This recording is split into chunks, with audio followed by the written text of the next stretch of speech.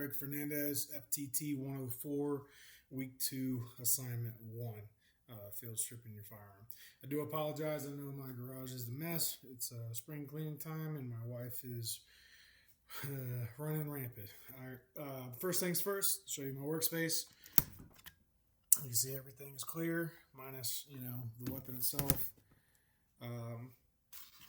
So without further ado, let's move into the field stripping process. So what we're going to do, obviously, is we're going to do weapon safe. So we're going to point the firearm in a safe direction. Okay. Weapon is on safe. We're going to drop the magazine, feed source. You can see that there is no round inside of the magazine. Place it off to the side. We're going to lock that bolt to the rear. Sorry, it's freshly rattle canned, so it's a little tight. Physically and visually inspecting the chamber and the magazine well to make sure that there are no live rounds in this rifle at all. Once that's done, the weapon is rendered safe. So now we get into the field stripping process. So what I'm going to do, obviously, is take the first step in disengaging the takedown pins. Again, this gun was just rattle canned not too long ago, so the tolerances are very tight. And remove the upper from the lower.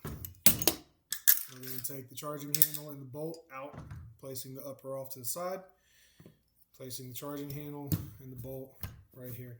I do have a Pelican 1060 box that I typically will take the bolt carrier assembly and the charging handle along with the buffer and place it inside of it.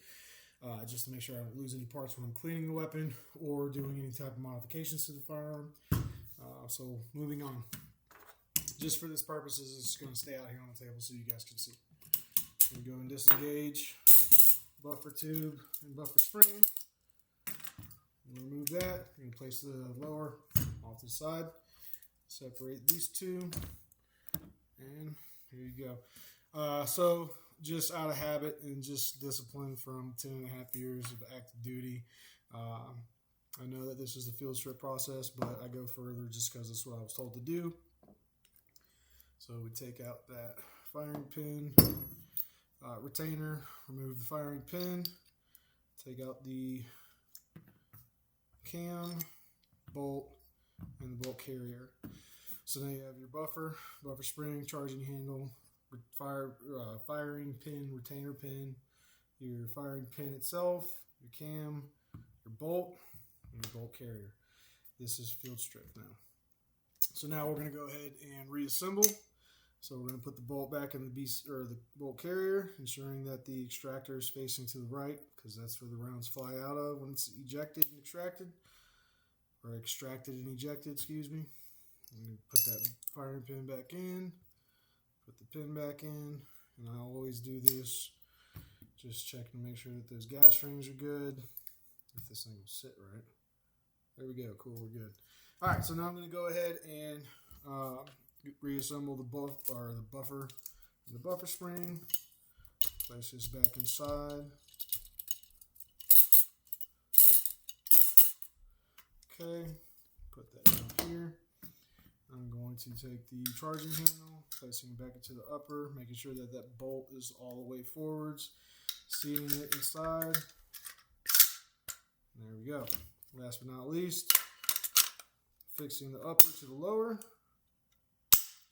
And there you go. Again, I always do this. It's an empty magazine.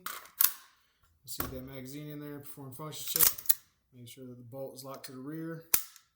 Okay, it is. So I'm going to go ahead and drop the magazine, ride the bolt forwards. Again, visually inspecting and physically inspecting to make sure that there is no round placed inside of that firearm. Okay, I don't know if you guys can see it, but still, again, it's clear. And I just performed a function check. So weapon on safe, nothing in the trigger, weapon on fire, trigger is engaged. Holding down that trigger, I'm going to cycle the bolt again, slowly release it, hear that metallic click, and we are good to go. And that is a field strip. Thank you for your time. Again, this is Greg Fernandez, FTT 104, week 2, assignment 1. Take care.